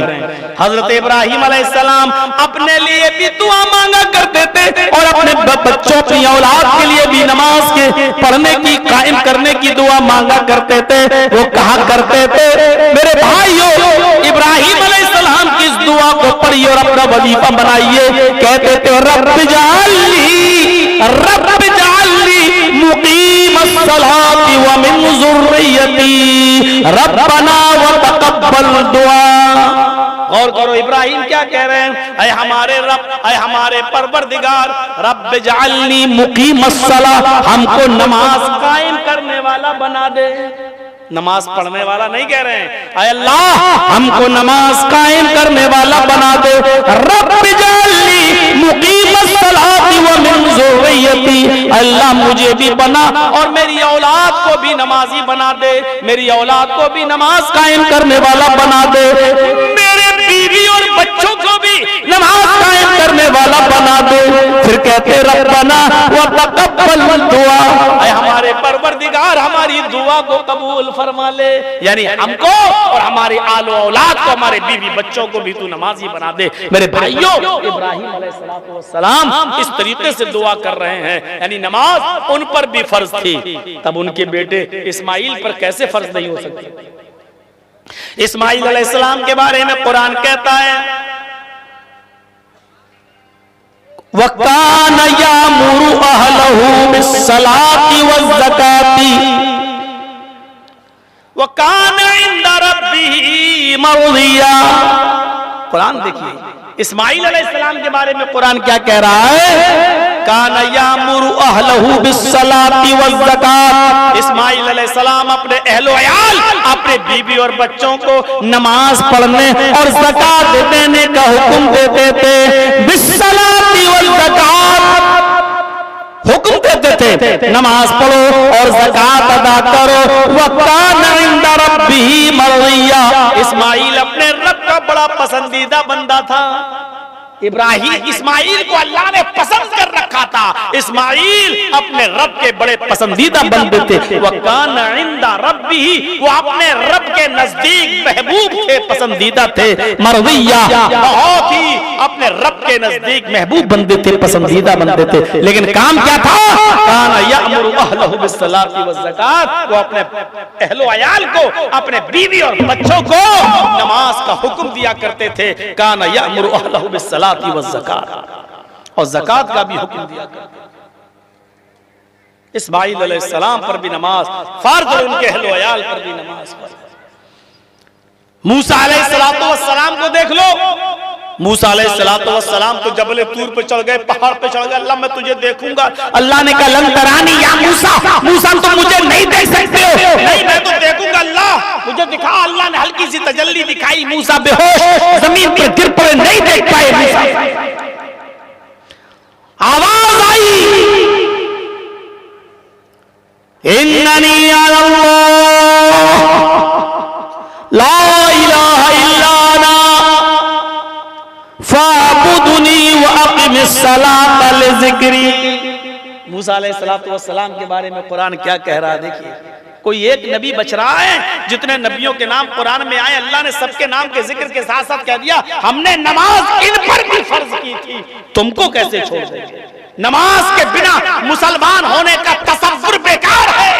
जो करता है वो बस खाम ख्याल खुश है। मेरे भाई, हम वोटर लिस्ट में तो मुसलमान हो सकते हैं और गोश्त खाने के एतबार हो सकते हैं, वरना सहाबा किराम का ये कहना कि हम नमाज छोड़ने के अलावा किसी और अमल के छोड़ने वाले को काफिर नहीं समझते थे, ये अमल बतला रहा है कि सहाबा किराम भी नमाज छोड़ने वाले को काफिर समझा करते थे। हम अपने गरीबानों में झांक कर देखें, हम किस मुंह से अपने आप को मुसलमान कहते हैं और शर्म भी नहीं आती अपने आप को मुसलमान कहलवाने में। किस मुंह से? मूसा अलैहिस्सलाम, आवाज आती ऊपर से, अल्लाह ने कहा मूसा इन्ननी अल्लाह, बेशक मैं ही अल्लाह हूं। ला इलाहा इल्ला अना, मेरे अलावा कोई माबूद नहीं। बेशक मैं ही अल्लाह हूं, मेरे अलावा कोई माबूद नहीं। फाबुदुनी, तो बस सिर्फ मेरी ही इबादत करो। व अक़िमिस्सलाता लिज़िक्री, और मेरे जिक्र के लिए नमाज कायम करो, मेरी याद के लिए नमाज कायम करो। यहाँ नमाज का हुक्म दे दिया अल्लाह तबारक व तआला ने मूसा अलैहिस्सलाम को। फाबुदनी कह दिया था, इबादत करो मेरी। इबादत में नमाज शामिल है, लेकिन नमाज का जिक्र अलग से किया। तसव्वुर कर रहे हैं, इन्ननी अल्लाह, बेशक मैं ही अल्लाह हूं। ला इलाहा इल्ला अना, मेरे अलावा कोई माबूद नहीं है। हो गया। इसके बाद क्या कहा, फाबुदनी, ऐ मूसा बस मेरी ही इबादत करो। जब कह दिया था इबादत करो, तो इबादत में तो सारी इबादतें शामिल हैं, लेकिन इबादत के बाद नमाज का जिक्र अलग। फाबुदनी, मेरी इबादत भी करो, मेरी बंदगी भी करो, मेरी गुलामी भी करो। व अक़िमिस्सलाता लिज़िक्री, लेकिन मेरे जिक्र के लिए नमाज भी कायम करो। यानी नमाज ये बच नहीं पाओगे। ज़कात दे दी, बात चलो हो गया, नहीं हज कर, नहीं, नमाज को अलग से जिक्र किया अल्लाह तबारक व तआला ने। वो अक़ीमिस सलात लिज़िक्री, नमाज कायम करो, मेरे जिक्र के लिए नमाज कायम करो। देख रहे हैं ज़करिया अलैहिस्सलाम पर अल्लाह ने कहा, लुकमान अलैहिस्सलाम ने अपने बेटे से कहा, फिर मरियम को भी अल्लाह ने हुक्म दिया। इब्राहीम अलैहिस्सलाम ने कहा, मैंने अपने बीबी बच्चों को बेआब गया गैराबाद बस्ती में छोड़ दिया ताकि वो तेरे नमाज कायम करें। फिर इब्राहीम अलैहिस्सलाम ने कहा, अल्लाह मुझे और मेरी औलाद को नमाजी बना दे, अल्लाह मेरी दुआ सुन ले। इस्माइल अलैहिस्सलाम अपने बीबी बच्चों को नमाज का हुक्म देते थे, नमाज का और ज़कात का। हजरत मूसा अलैहिस्सलाम को अल्लाह ने कहा, अक़ीमिस सलात लिज़िक्री, मेरे जिक्र के लिए नमाज कायम करो। हजरत मरियम ने जब ईसा अलैहिस्सलाम को पैदा किया और बगैर बाप के जब पैदा किया, बगैर बाप के जब जना, बगैर शौहर के जब जना, तो उंगलियां उठना लाजिम थी, उंगलियां उठने लगी। ओ देखो, दिन भर सजदे में रहती है, सबको दिखाती है, देखो बड़ी इबादत गुजार, और हाल ये है कि बगैर शादी के बेटा, कारनामे देखो, बहुत चिढ़ाया गया। एक बार उनको घेर लिया गया और कहा, आए मरियम ये बच्चा कहां से आया बता, तुझे जवाब देना पड़ेगा, बता। बड़ी पारसा बनती है, बड़ी पाक दामन बनती है, और शादी से पहले ये बेटा। तो हजरत मरियम ने उस बच्चे की तरफ इशारा कर दिया जो पालने में झूल रहा था, जो गहवारे में थे और अपनी माँ मरियम का दूध पीते थे, दूध पीता बच्चा, छोटा सा बच्चा, अभी ज्यादा दिन नहीं हुए, जैसी आवाजें उड़ने लगी, लोगों ने जब कहा मरियम बताओ ये बच्चा कहां से आया, तो मरियम ने इशारा कर दिया, उस बच्चे ही से पूछ लो, उस बच्चे से पूछ लो। कौम के लोग बिगड़ गए और मरियम से कहने लगे, वाह इस बच्चे के पास भेजती है, क्या बोलेगा। कैफ़ नुकल्लिमु मन कान फिल महदी सबिय्या, आए मरियम तुझे क्या हो गया है, पागल पने की बातें कर रही है, हमें इस बच्चे के पास भेज रही है। कैफ़ नुकल्लिमु मन कान फिल महदी सबिय्या, हम इस बच्चे से क्या कलाम करेंगे जो अभी गहवारे में पड़ा है, पालने में झूल रहा है, छोटा सा बच्चा है, वो हमसे क्या कलाम करेगा, वो हमसे क्या बोलेगा। कैफ़ नुकल्लिमु मन कान फिल महदी सबिय्या, हालांकि वो अभी बच्चा है, उसके मुंह में जबान नहीं है, वो क्या बात करेगा हमसे, उसके पास भेज रही है। अरे तू बता ये बच्चा कहां से आया। अभी वो ये जुमले कहकर खत्म नहीं किए थे, वो ईसा अलैहिस्सलाम जो पालने में, जो गहवारे में पड़े थे, छोटे से दूध पीते बच्चे, उनकी जबान पर ये जुमले आ गए। कुरान कहता है ईसा अलैहिस्सलाम जो पालने में झूल रहे थे, उन लोगों की बातें सुनकर जो उनकी माँ से कही जा रही थी, और ये लोग उसके जवाब में कह रहे थे कि मैं इस बच्चे से क्या बात करूं जो अभी छोटा सा पालने में झूल रहा है, ये हमसे कैसे बात करेगा। ये सुनकर ईसा अलैहिस्सलाम कहने लगे, इन्नी अब्दुल्लाह अतानियल किताबा वजालनी नबिय्यन वजालनी मुबारकन ऐनमा कुन्तु वऔसानी बिस्सलाती वज़्ज़काती मा दुम्तु हय्या। मेरी माँ को मत छेड़ो, मेरी माँ को परेशान मत करो। ये भी दूध पीता बच्चा ईसा गहवारे से बोल रहा है, कहता है इन्नी अब्दुल्लाह, मेरी माँ पाक मने, मैं अल्लाह का बंदा हूँ। इन्नी अब्दुल्लाह, मेरी माँ से क्या पूछते हो, मुझसे पूछो, आओ मैं बताता हूँ। इन्नी अब्दुल्लाह, मैं अल्लाह का बंदा हूँ। वजालनी अतानियल किताब, अल्लाह ने हमें किताब अता की है। अतानियल किताब, अल्लाह ने हमें इंजील देकर भेजा है, अल्लाह की तरफ से हमें आसमानी किताब मिली है। अतानियल किताब, हमें किताब दी गई है। वजालनी नबिय्यन, उसने मुझे नबी बनाकर भेजा है, उसने मुझे पैगंबर बनाया है। वजालनी मुबारकन ऐनमा कुन्तु, और उसने मुझे बाबरकत भी बनाया, जहां भी मैं रहूं, जहां भी उसने मुझे बाबरकत बनाया है। आए लोगों, मेरी माँ को परेशान मत करो, मैं अल्लाह का बंदा हूँ। अल्लाह ने मुझे किताब दी है, उसने मुझे नबी बनाया है, उसने मुझे बाबरकत बनाया है जहां मैं रहूं। वो औसानी बिस्सलाती वज़्ज़काती। अभी वो छोटा सा बच्चा नमाज की और ज़कात की किस तरीके से बातें कर रहा है। वो औसानी बिस्सलाती वज़्ज़काती, नबी बनाने के साथ साथ उसने मुझे नमाज का और ज़कात का हुक्म दिया है। मां कुन्तु हय्या, जब तक मैं जिंदा रहूं, जब तक मुझे जिंदगी है, मेरी जिंदगी है, उसने पूरी जिंदगी मुझे नमाज पढ़ने का और ज़कात देने का हुक्म दिया है। ये ईसा अलैहिस्सलाम कह रहे हैं। अब आप अंदाजा लगा सकते हैं नमाज की अहमियत का, कितनी आसानी से आदमी छोड़ देता है। और मुसलमान मेरे भाइयों, जलसा खत्म होने के बाद ये आपका इम्तिहान का वक्त है कि इस जलसे में आपने जो लाखों रुपया खर्च किया है, इसके बाद अभी जो फजर की अजान होगी, आज का जलसा ये तय करेगा कि इस जलसे का कितना असर पड़ा है आपकी जिंदगी पर। और बिलखुसूस नमाज के इस टॉपिक पर जो भी हमने कहा है, ज़करिया का जिक्र किया, मरियम का जिक्र किया, लुकमान अलैहिस्सलाम का जिक्र किया, इब्राहिम का जिक्र किया, इस्माइल का जिक्र किया, मूसा अलैहिस्सलाम का जिक्र किया, और लास्ट में ईसा अलैहिस्सलाम का भी जिक्र किया, जो अभी छोटे से और दूध पीते अपनी माँ को बोल रहे हैं। अल्लाह ने कुव्वते गोयाई दी, अल्लाह के हुक्म से बोले तो बोले भी तो क्या बोले कि मैं अल्लाह का बंदा हूँ। दूसरी चीज, अल्लाह ने मुझे किताब दी, यानी मुझे किताब देकर भेजेगा। और तीसरी चीज, अल्लाह ने मुझे नबी बनाया। चौथी चीज, अल्लाह ने मुझे बाबरकत बनाया।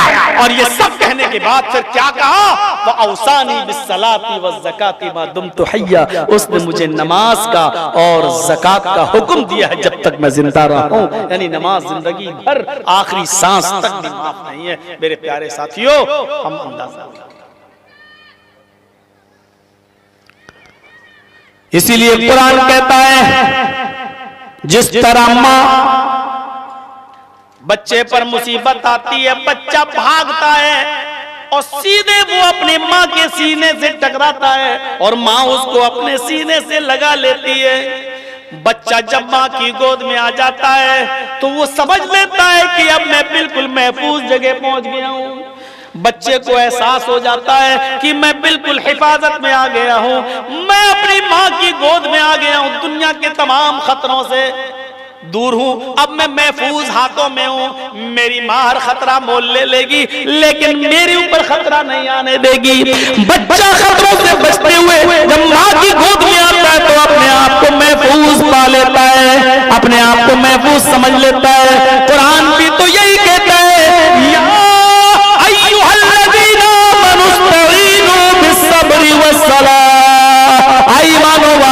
तुम भी सब्र और नमाज के जरिए अल्लाह से मदद मांगो। जब बंदा नमाज पढ़ लेता है तो वो महफूज हो जाता है, अपने आप को दुनिया के तमाम खतरों से महफूज पा लेता है। जब तुम्हें मुसीबत आया करे, परेशानी आया करे तो नमाज की तरफ भागा करो, वुजू बनाकर 2 रकात नफिल नमाज पढ़ा करो और अल्लाह से मदद तलब किया करो। मेरे भाइयों, लोगों पर मुसीबतें आई तो उन्होंने नमाज का सहारा लिया। हजरत इब्राहिम अपनी बीवी सारा को लेके जा रहे हैं। बादशाह की नीयत खराब हुई और उसको इब्राहिम की बीवी सारा बड़ी खूबसूरत नजर आई। उसने इब्राहिम अलैहिस्सलाम से उनकी बीवी को छीन लिया और अपने खादिमों के जरिए उसने अपने दरबार में बुलवा लिया, दरबार में बुलवाया। हजरत सारा बादशाह के जुल्म का शिकार हो रही थी लेकिन दुआ की। बादशाह ने जब हाथ बढ़ाना चाहा सारा पर, तो उन्होंने दुआ की अल्लाह से और उस बादशाह का हाथ शल पड़ गया, वहीं पर रुक गया। उसने सारा से कहा मेरे लिए दुआ करो, अब मैं तुमको नहीं छेड़ूंगा। उन्होंने दुआ की और फिर वो सही हो गया। उसने दोबारा फिर हाथ बढ़ाया, सारा ने फिर दुआ की, उसका हाथ फिर शल पड़ गया। उसने फिर कहा दुआ करो अब छोड़ देता हूं मैं तुम्हें। तीसरी बार फिर नियत खराब की, तीसरी बार भी फिर उसने कहा अच्छा मुझे माफ कर दो, अब मैं तुम्हें छोड़ देता हूं। तीसरी बार सारा ने दुआ की और वो छोड़ दिया है। उसने भी अपना वादा पूरा किया और सारा से कहा जाओ, और उसने अपनी खादिमा हाजिरा को भी दे दिया कि ले जाओ अपने गिफ्ट में तुम्हें हाजिरा भी दे रहा हूं। हजरत सारा जब लौट कर वापस आई इब्राहिम अलैहिस्सलाम के पास तो क्या देखती हैं? बुखारी शरीफ के सफात पर ये मंजर देखिए, आप ताज्जुब करेंगे। इब्राहिम अलैहिस्सलाम से जब उनकी बीबी सारा को छीना गया और इब्राहिम को अलग कर दिया गया, सारा को बादशाह के पास पहुंचा दिया गया। खादिमों को भी मालूम था कि बादशाह उनके साथ गलत काम करेगा, और सबको इब्राहिम को भी ये डर था कि सारा के साथ, हमारी बीबी के साथ ये ज्यादती करेगा, उसके साथ ये गलत हरकत करेगा। लेकिन जब सारा बादशाह के पास से वापस लौटती हैं तो क्या देखती हैं कि मेरे शौहर इब्राहिम अलैहिस्सलाम सजदे में, नमाज के अंदर है, सजदे में और दुआ मांग रहे हैं। जब सलाम फेरते हैं तो इब्राहिम अलैहिस्सलाम ने पूछा है सारा क्या बना तुम्हारा, बादशाह ने क्या किया तुम्हारे साथ? तो हज़रत सारा ने यही जवाब दिया अल्हम्दुलिल्लाह, अल्लाह का शुक्र है, उसने मेरे साथ बुरा काम करने का इरादा तो किया लेकिन वो कामयाब नहीं हो सका, वो मेरे जिस्म पर आगे नहीं बढ़ सका। अल्लाह रब्बुल आलमीन की तरफ से गैबी मदद आई, उसने जब जब मेरी तरफ हाथ बढ़ाया उसका हाथ चल पड़ गया। मेरे भाइयों, इतनी बड़ी मुसीबत हजरत सारा पर, इब्राहिम अलैहिस्सलाम पर कि उनकी बीवी को पकड़कर बादशाह के पास ले जाया गया और हजरत इब्राहिम नमाज पढ़ रहे हैं, यानी नमाज के जरिए उन्होंने मदद तलब की है, नमाज के जरिए उन्होंने मदद तलब की है। तो इसीलिए जब हमारे पास कोई मुसीबतें आए, हमारे पास कोई मुसीबत आए, तो हम नमाज के जरिए अल्लाह रब्बुल आलमीन से मदद तलब किया करें, नमाज के जरिए अल्लाह से मदद तलब करें। जुरैज को कौन नहीं जानता है? एक बार नमाज में थे, नफली नमाज में, और मां ने आवाज दी जुरैज, नहीं सुना, मुस्लिम के अल्फाज हैं, जुरैज सुन लिया, कहने लगे अल्लाह एक तरफ मेरी माँ एक तरफ मैं, नमाज क्या करूं? फिर आवाज दी जुरैज, अल्लाह एक तरफ माँ है एक तरफ इबादत में क्या करूं? बहरहाल माँ की आवाज पर लब्बैक नहीं कहा, नमाज पढ़ते गए। माँ ने बद्दुआ दे दी, अय अल्लाह जुरैज उस वक्त तक न मरे जब तक किसी बदकार औरत का चेहरा न देखे। इतना कहना था, इतना कहना था। मां चली गई। जुरैज ने बुरा काम तो नहीं किया, लेकिन हुआ यूं कि जंगल के अंदर कोई औरत बकरियां चरा रही थी और वहां किसी लकड़हारे के साथ उसकी आंखें भिड़ जाती हैं और वहां लकड़हारे ने उस बकरी चराने वाली औरत के साथ जिना कर लिया। वो चरवाहा कहीं चला गया, लकड़हारा कहीं चला गया, गायब, और इसको हमल ठहर गया। जब 9 महीने के बाद इसके पेट से बच्चा पैदा हुआ तो लोगों को बड़ा ताज्जुब हुआ कि बच्चा किसका है। वो औरत भी नहीं जानती थी कि उसका असली मालिक, वो तो हो गया जंगल में जिना कर बैठी, लेकिन ये पता ही नहीं था कि किसके साथ जिना। मेरे भाइयों, उसने अपने आप को बचाने के लिए कह दिया कि ये जुरैज का बेटा है, और वो बेचारा इबादत गुजार आदमी, नेक आदमी, वो सिवाय इबादत के कुछ नहीं जानता था। लोगों ने गुस्से में उसका पूरा इबादत खाना गिरा दिया, जो उसकी कुटिया बनी हुई थी। 900 चूहे खा के बिल्ली चली हज को। कितना बड़ा इबादत गुजार बनता है, सजदे पे सजदे, नमाजों पे नमाज है, और हालत ये है कि जिना करता है एक औरत के साथ। पूरा इबादत खाना गिरा दिया और जुरैज को खूब मारा। जब मारा पीटा, जुरैज ने कहा भाई बात तो बताओ क्या हुआ, ये बच्चा किसका? औरत ने कहा इसी का है। जुरैज समझ गए मेरी माँ की बद्दुआ का असर है। कहा अच्छा रुक जाओ, मुस्लिम शरीफ की हदीस के अल्फाज हैं, अभी रुको। जुरैज ने वुजू बनाया, 2 रकात नमाज पढ़ी, नमाज पढ़ने के बाद दुआ मांगी, और दुआ करने के बाद का इस बच्चे को मेरे पास लाओ जो अभी पैदा हुआ है, जो ये औरत मेरा बता रही, इसको लेके आओ मेरे पास। उस बच्चे को लाया गया और जुरैज की गोद में रख दिया गया। जुरैज ने उस बच्चे को कचौका लगाया, ए बेटा बच्चे बता तेरा बाप कौन है। अल्लाह ने उस बच्चे को गोयाई दी, जबान दी, और उस बच्चे ने बोलते हुए कहा मेरी माँ झूठ बोल रही है, मेरा बाप फला फला जंगल का फला चरवाहा है, लकड़हारा है, जिसने मेरी माँ के साथ जिना किया है। जुरैज का मैं बेटा नहीं हूँ, जुरैज का इस मामले से कोई लेना देना नहीं है। मेरी माँ झूठ बोल रही है, मेरा बाप फला जंगल का लकड़हारा है, उससे मेरी माँ ने गलत काम किया था। मेरे भाई उस बच्चे ने बोला, जुरैज के ऊपर मुसीबत आई, बद्दुआ का अपना रंग लाई बद्दुआ, लेकिन जुरैज ने नमाज पढ़ी और दुआ मांगी कि अल्लाह मुझे इस मुसीबत से बचा ले। अल्लाह लोगों का एतबार खत्म हो जाएगा मेरे ऊपर से, अल्लाह फिर आज के बाद तेरे किसी नेक बंदे पर एतबार नहीं किया जाएगा। अल्लाह अगर आज मैं इस इल्जाम से पाक नहीं हुआ, बरी नहीं हुआ, तो कभी भी तेरे किसी अल्लाह नेक बंदे पर दुनिया एतबार नहीं करेगी। अल्लाह इस बच्चे को कुव्वत गोयाई दे। उसने दुआ मांगी और फिर बच्चे से कहा बता बच्चे बता तेरा बाप कौन है। फिर बच्चा बोला, यानी नमाज पढ़कर उसने मुसीबत को दूर किया। या अय्युहल्लज़ीना आमनुस्तईनु बिस्सब्रि वस्सलाह, ईमान वालों नमाज और सब्र के जरिए तुम अल्लाह से मदद मांगो। तो जब ऐसी कुछ मुसीबतें आया करें तो नमाज और सब्र के जरिए अल्लाह से मदद तलब किया करो। मेरे भाइयों 1.5 घंटा तो हो चुका है, 3:15 तक, 3:20 हो रहा है, सर्दियों की रात है, काफी है। वाला जिक्रुल्लाह अकबर का मामला मैं छोड़ देता हूँ, फिर कभी किसी दूसरे मौके पर आप सुनिएगा।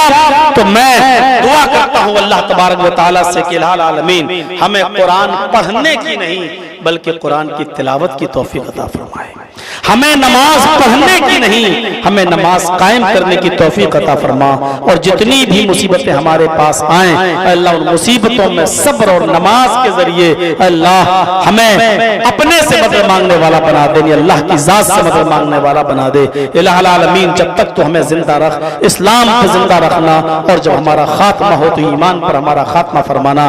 वमा अलैना इल्लल बलागुल मुबीन व आखिरु दावाना अनिल हम्दुलिल्लाहि रब्बिल आलमीन। अस्सलामु अलैकुम व रहमतुल्लाहि व बरकातुहू।